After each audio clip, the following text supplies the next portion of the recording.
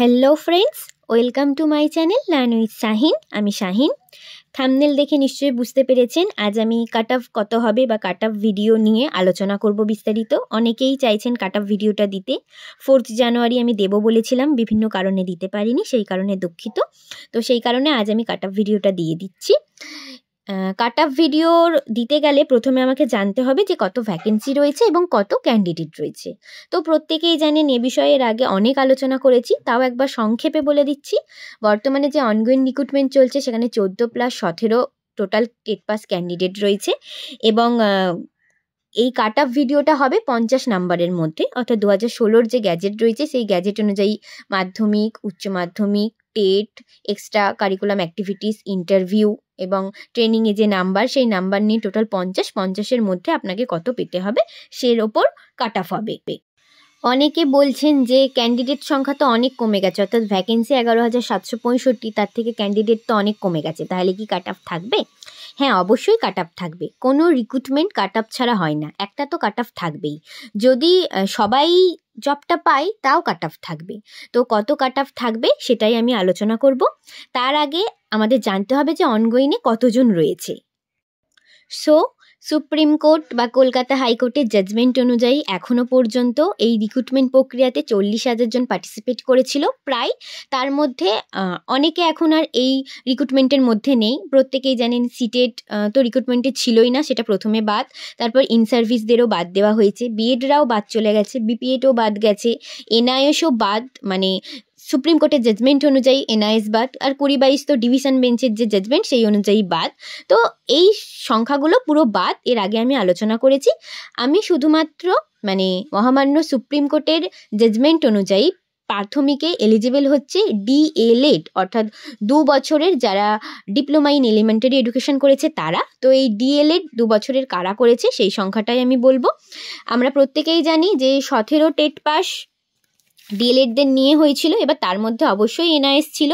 তো 17 থেকে প্রথমে পাস করেছিল 9,896 এবং তারপর 82 পেয়ে আবারও 700 জন পাস করেছে, টোটাল তার মানে 10,596 জন।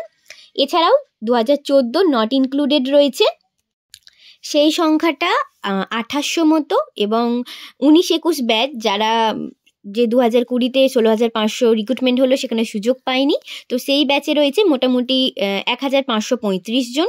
তো টোটাল নট ইনক্লুড এবং যে 19-21 ব্যাচ রয়েছে এটা মিলিয়ে মোটামুটি তাদের 4,000 জন মতো রয়েছে। এবার ব্যাপার হচ্ছে আমি এর আগে কতজন রয়েছে এটার একটা ইনফরমেশান দিয়েছিলাম। অনেক 2014 দাদা দিদিরা আমার ভিডিও দেখে, তো তারা আমাকে ফোন করে জানিয়েছে আমি যে নট ইনক্লুডেড সংখ্যাটা বললাম 2800, সেই সংখ্যাটা 2800 হবে না। তারা এনআইএসের জাজমেন্ট আসার আগে তাদের গ্রুপগুলো ভেরিফাই করেছিল, তো সেক্ষেত্রে তারা বলল যে 2800 সংখ্যাটা মানে এনআইএস বাদ দিয়ে 1,500 মতো হবে। আর 19-21-এর তাহলে ডিএলএড, ওরা প্রত্যেকেই ডিএলএড, ওটা 1,500, তাহলে 3,000 মতো হয়। তো আমি অবশ্যই এনআইএসের সংখ্যাটা বাদ দেবো, কেননা এনআইএস বাদ। তো আমি আগে পুরো সংখ্যাটা ধরি, মানে 17 থেকে টোটাল পাস হচ্ছে 10,596, নট ইনক্লুডেড 2800 এবং 19-21 ব্যাচ 1,535। তাহলে টোটাল ক্যান্ডিডেট হচ্ছে 14-17 মিলিয়ে 14,931, মানে 14,931 এই সংখ্যাটা। এবার এই 14,931 14,931-এর মধ্যে কিন্তু এনআইএস রয়েছে। এনআইএসের সংখ্যাটা 4,000-4,000-এর বেশি হবে কিন্তু একটাও কম হবে না। আমি 4,000 ধরলাম, তো 14,931 থেকে যদি আমি 4,000 এনআইএস বাদ দিয়ে দিই তাহলে পড়ে থাকে 10,931। এবার এই 10,931-এর মধ্যে এমন অনেক প্রার্থী রয়েছে যারা 16,500-তে চাকরি পেয়ে গেছে, এমন অনেক প্রার্থী রয়েছে যারা অন্যান্য জব পেয়ে গেছে। আমার চেনা জানা 15 থেকে 20 জন রয়েছে, তারা একটা ভালো জায়গায় জব করে, তারা আশা করি এই রিক্রুটমেন্টে যখন হবে বা নাম বেরোবে তারা আসবে না। তো এই 10,931টা আমি 10,500 ধরলাম। 10,500টা 10,000 হবে, কিন্তু 10,500-এর বেশি 11,000 কিন্তু হবে না, সংখ্যাটা আমি 10,500 ধরলাম। তো এবার আমাদের জানতে হবে যে ভ্যাকেন্সি কত রয়েছে। প্রত্যেকেই জানি 11,765 ভ্যাকেন্সি, কিন্তু টোটাল ভ্যাকেন্সিটা কত? 11,765 যে ভ্যাকেন্সি রয়েছে এই ভ্যাকেন্সির মধ্যে non exempted category, exempted category, ex serviceman, para টিচারদের রয়েছে। এছাড়াও আমরা জানি যে আদার্স মিডিয়াম রয়েছে, সমস্তটাই রয়েছে। কিন্তু এই সমস্তটা থাকলেও আমি যে সংখ্যাটা বললাম 10,500, এই 10,500-এর মধ্যেই কিন্তু তারাও পড়ে, মানে প্যারা টিচার বলুন, এক্স সার্ভিসম্যান বলুন বা আদার্স মিডিয়াম বলুন, প্রত্যেকে কিন্তু এই 10,500-এর মধ্যেই পড়ে। তো হিসেব অনুযায়ী যদি 11,765 ভ্যাকেন্সি হয় এবং 11,765 জনেরই নাম বেরোয়, তাহলেও কিন্তু এই 10,500-এর থেকে বেশি হচ্ছে। তো হিসেব অনুযায়ী দেখা যাচ্ছে যে ভ্যাকেন্সির থেকে ক্যান্ডিডেট সংখ্যা কমে গেছে, তাই সকলেই জব পাবে। কিন্তু জবটা কখন সিকিউর হবে আমি তাও বলে দিচ্ছি, মানে বলার চেষ্টা করছি, সেটা তো আমি জানি না। এই 10,500-র মধ্যে আদার্স মিডিয়াম রয়েছে যেমন বললাম, এবং বেঙ্গলি মিডিয়ামও রয়েছে, আর 11,765-র মধ্যেও বেঙ্গলি মিডিয়াম রয়েছে।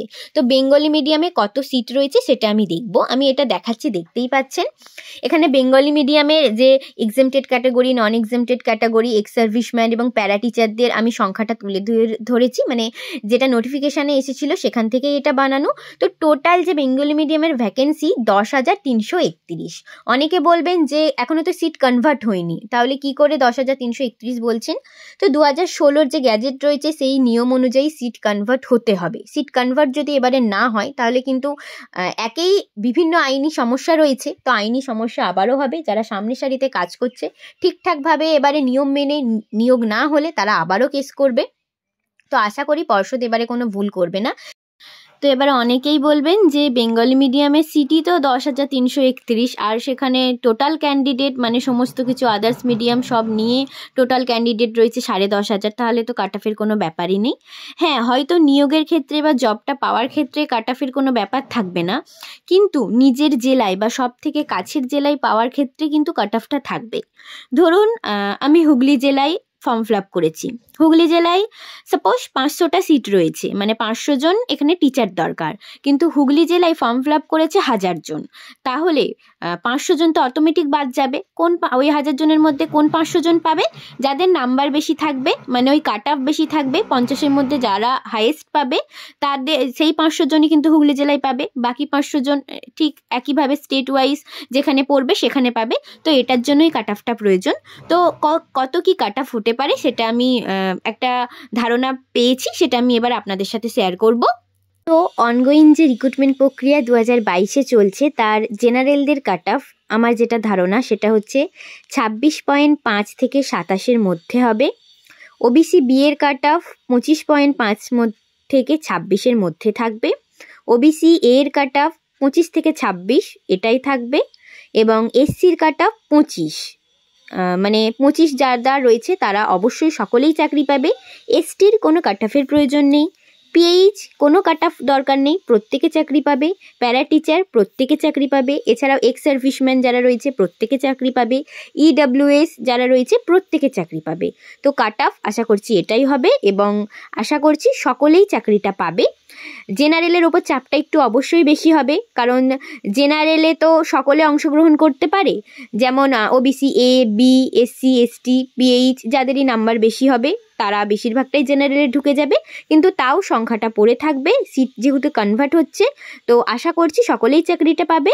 এবং তাও যদি কিছুজন পড়ে থাকে সেক্ষেত্রে আবার 5% যে আবার একটা লিস্ট বেরোবে ওয়েটিং, সেটাও থাকবে। আশা করছি সকলেই চাকরিটা পাবে, এবং আমার আশা যেন সত্যি হয়, সকলেই যেন চাকরিটা পায় এবং 2022 ডেটা যেন তাড়াতাড়ি উঠে যায়। আজ অনেকক্ষণ বকবক করেছি। অনেকক্ষণ বকবক করার একটাই কারণ যে জাস্ট একটা কাট অফ বলে দেবো আমি, জেনারেলের এত, ওবিসি এ এত, ওবিসি বি এত, কিন্তু কোন পরিপ্রেক্ষিতে বলছি, কেন আপনারা বিশ্বাস করবেন সেটাও তো আমাকে জানাতে হবে, তাই না? মানে আমি যে এই কাট অফটা বললাম কোন ভিত্তিতে বললাম, তো আমি যে ভিত্তিতে বললাম সেই ভিত্তিগুলোই আপনাদের সাথেও শেয়ার করেছি। আপনাদের যদি অন্য কিছু মনে হয় অবশ্যই কমেন্ট করে জানাবেন। আর সকলকে অসংখ্য ধন্যবাদ। প্রায় 10 মিনিট ধরে বকবক করলাম আমার বকবক শোনার জন্য। ভিডিওটি ভালো লাগলে এবং কাট অফগুলো যদি মনে হয় যে সত্যিই ঠিকঠাক বলেছি, অথেন্টিক বলেছি, তাহলে অবশ্যই আমার চ্যানেলটি সাবস্ক্রাইব করবেন বিভিন্ন আপডেট পাওয়ার জন্য, এবং তার সাথে ভিডিওটি প্লিজ শেয়ার করবেন এবং ভিডিওটি লাইক করবেন ও কমেন্ট করবেন। ধন্যবাদ সকলকে ভিডিওটি শেষ পর্যন্ত দেখার জন্য।